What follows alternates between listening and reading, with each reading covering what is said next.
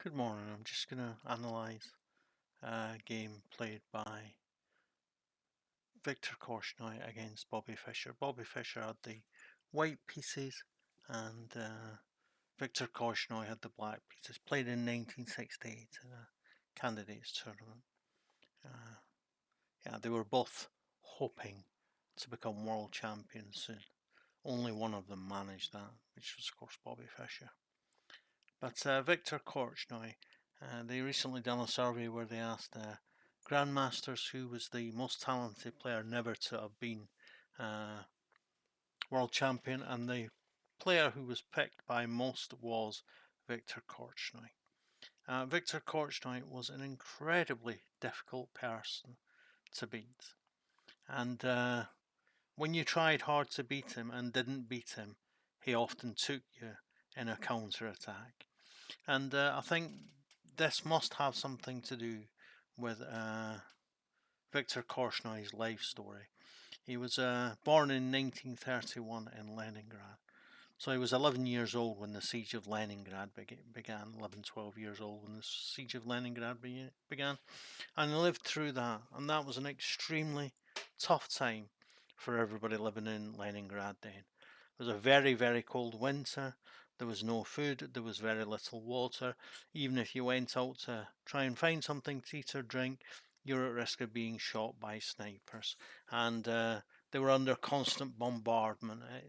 It was like the people banded together to keep the Nazis out. It wasn't just the army in Leningrad that the Nazis were besieging. It was the whole of Leningrad, and they managed to survive, and not only survive it. I think it's worth noting that after the Russian troops managed to break the siege of Leningrad, they forced the German army into retreat, and then they chased the German army all the way to Berlin and the end of the war. And I just think that mental toughness, that refusal to be beaten, and that looking for the opportunity to strike back when it occurs, I think these features are all really, really evident in the play of Viktor Korchnoi. So we'll just see what happens here. So Fischer, as he always does, plays, well, not always, but mostly does, plays e4, best by test. I'm not disagreeing with Fischer, and I play it myself all the time. d6, the Pirch defense. Yeah, I always found this, I don't have as much trouble with it now as I used to have, but it's still, a good player will beat me with the Pirch defense, of course. But I have learned a little bit better how to deal with the Pirch defense.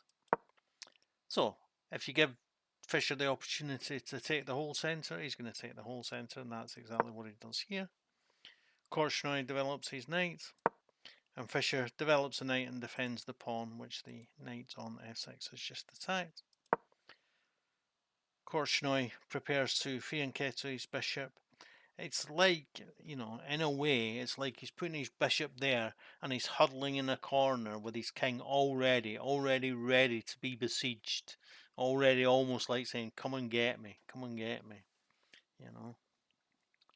And Fischer plays f4. It might look unnecessarily bold, but this is a well-known theory line. It's called the Austrian attack. And white does build up a decent amount of attacking forces, and black has to be able to defend to be able to survive this position. That's why I don't play Pirch, because I'm not such a good defender. But Korchnoi, he knows what he's doing. He's just going to develop his pieces, put them on good squares, and keep his eyes open for the defensive resources which will come to exist in the position.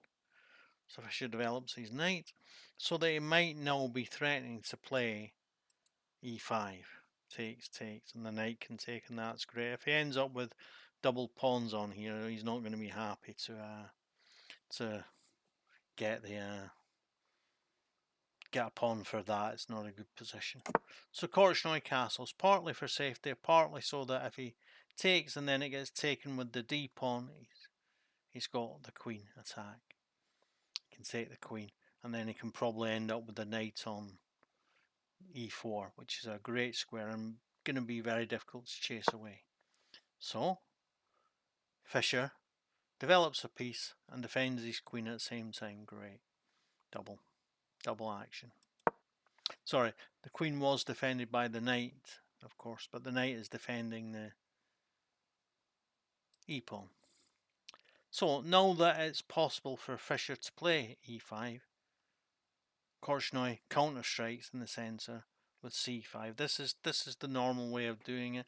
And if you're a Sicilian dragon, accelerated dragon, Dragador spiller, this position is going to look fairly understandable to you, fairly common, you know. So Fischer takes it, but Korchnoi doesn't want to take back straight away and let Fischer. Korchnoi doesn't want to take back straight away and let Fischer take his queen, and then the rook would take, and then the pawn comes to e5 with a great effect. So he plays out his queen. The problem with taking the pawn here is that the rook then comes here and attacks the... Oh no, the knight comes here, takes the pawn, this knight's pinned, and he gets an attack on that pawn as well. And even if you push the pawn, the bishop can take it. So you can't hold on to that pawn by taking the pawn on d6. And you can't hold on to the c5 pawn because of the precarious position of the king. So,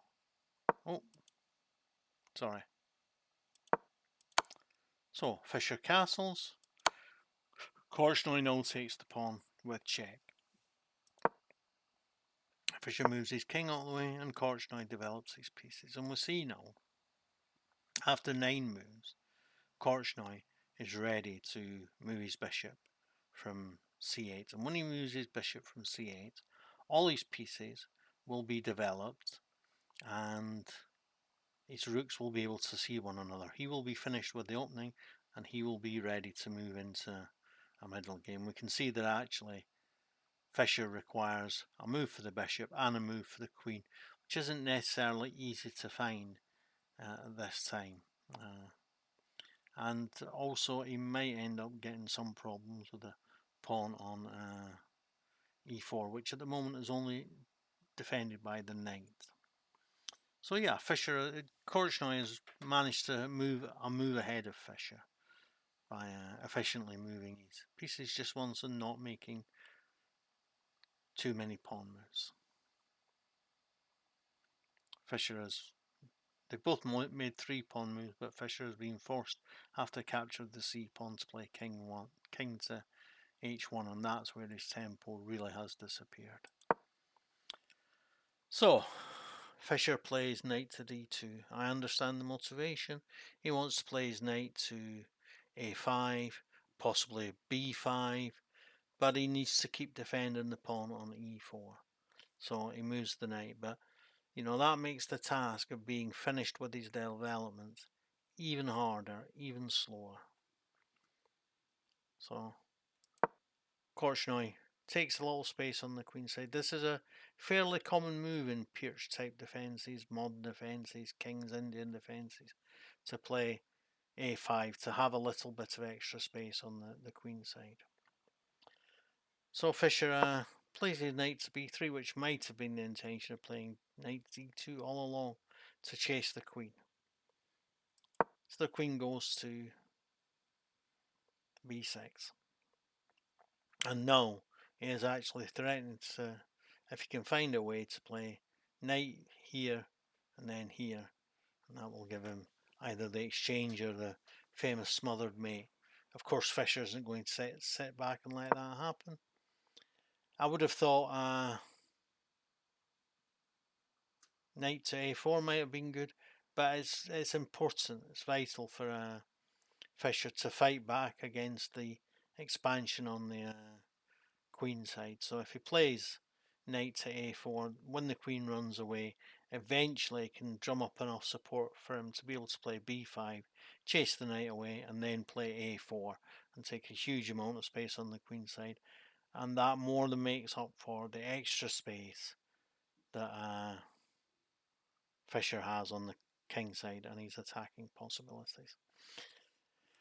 But he plays a4 to grab a little bit of space himself and restrain Korchnoi's ambitions. And Korchnoi realises that, well, actually, he's some moves behind me now in development. Maybe I can look at attacking. And is this a break in our rule of thumb that you shouldn't move a piece twice in an opening? Yeah, technically, he has moved these. Technically, bishop here, or bishop here was technically the logical move because you move a new piece. But knight to b4, it's a good move. We're not complaining about that. And Fischer decides he's going to play g4 to then play g5 and chase the knight to a bad square. But Korchnoi isn't putting up with that, and he comes up with a great counter strike. He takes the pawn, and so Korchnoi takes back. Wait a minute, is this Korchnoi, the great defender, giving away a piece for an attack? In a way, yes, but when he takes the knight and Fischer takes the knight back, the pawn on c2 is undefended. And when he takes the pawn on c2, he's also threatening to take the knight.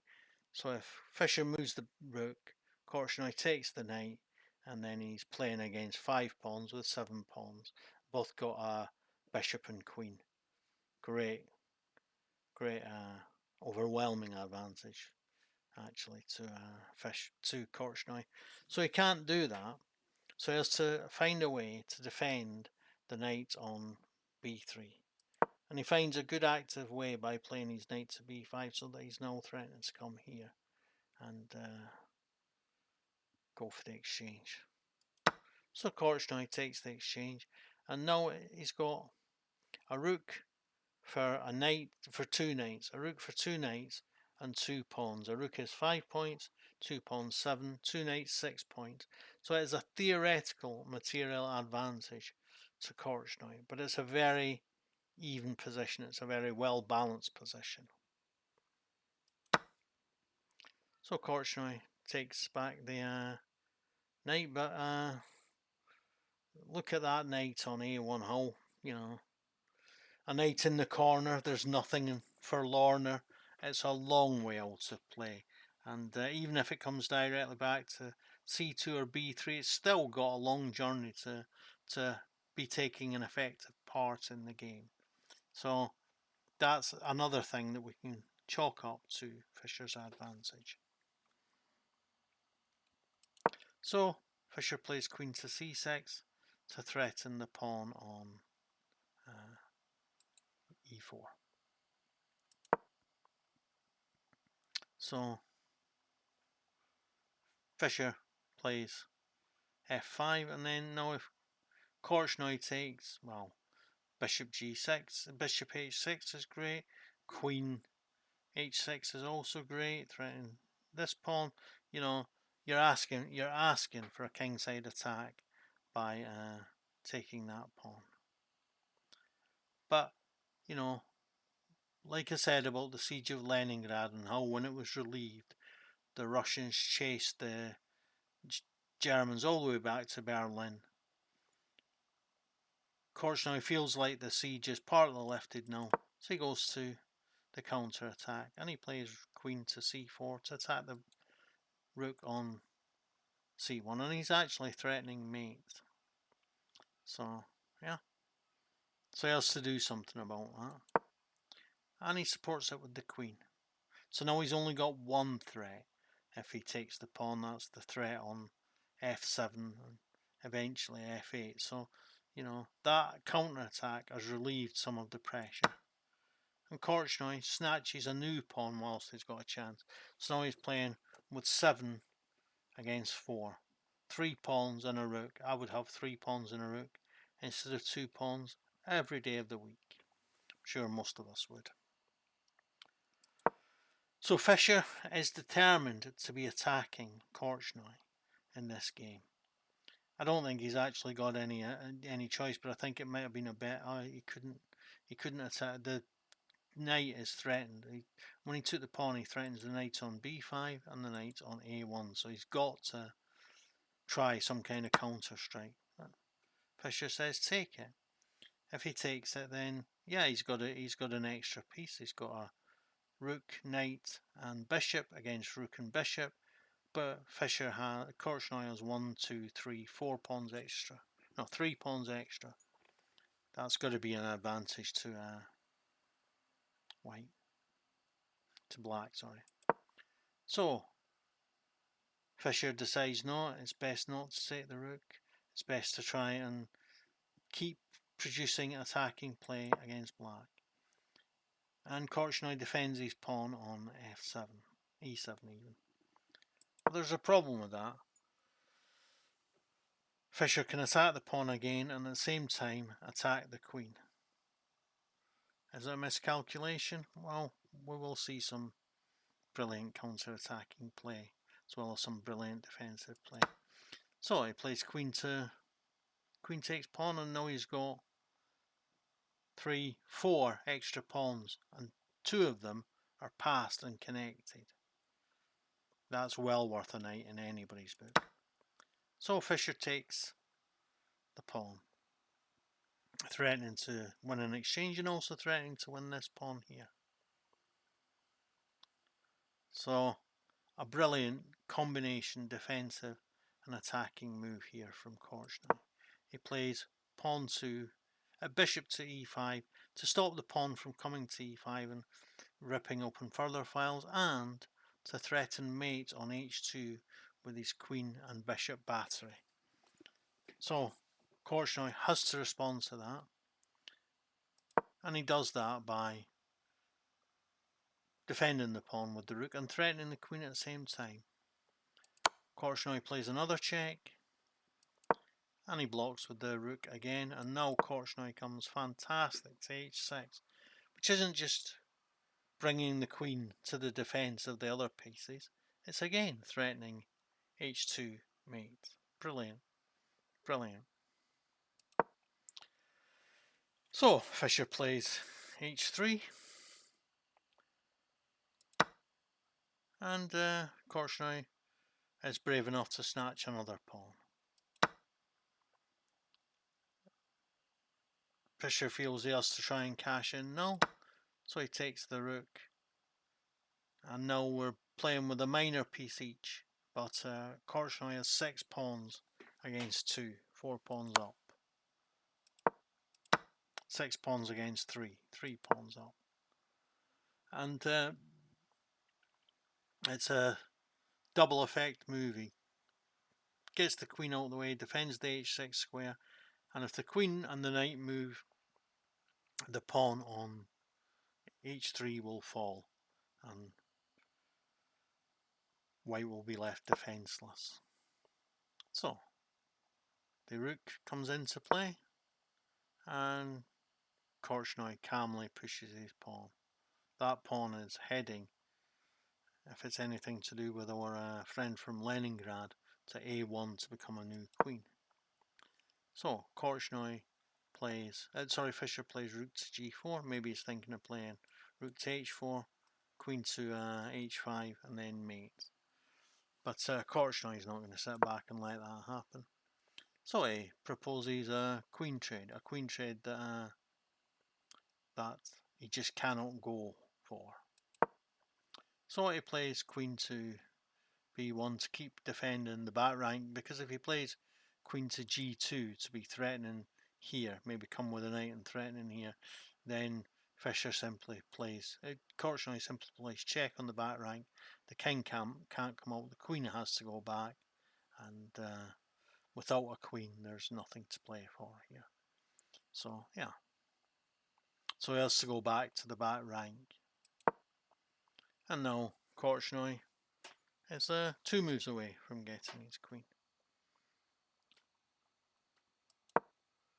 So Fischer, typical attacking defensive move, attacks the queen. But Korchnoi is very happy to trade off that rook.